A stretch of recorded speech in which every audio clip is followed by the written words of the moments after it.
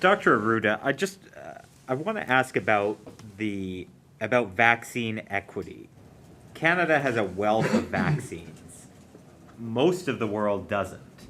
Um, and it doesn't serve Canada if the rest of the world isn't vaccinated, because the virus knows no borders, as we've heard.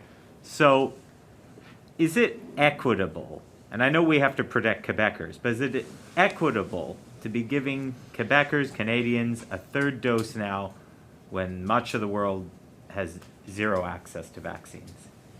It's a very good question, and this ethics situation has been analyzed, I would say, by our own committees, and I would say even at the Canadian Committee of Immunization, it has been taken into account. We know that when we got the doses, it's always difficult to give them back to Africa or to other countries. There is, and what is the approach that have been suggested is that rich countries that can afford a third dose for their population should invest and give money to make sure that there's going to be vaccines elsewhere. It's clear the risk of a new mutant coronavirus in those countries is there.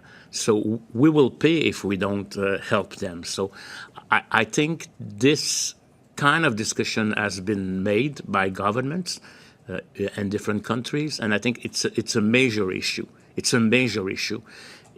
We have the right to share our money with those countries.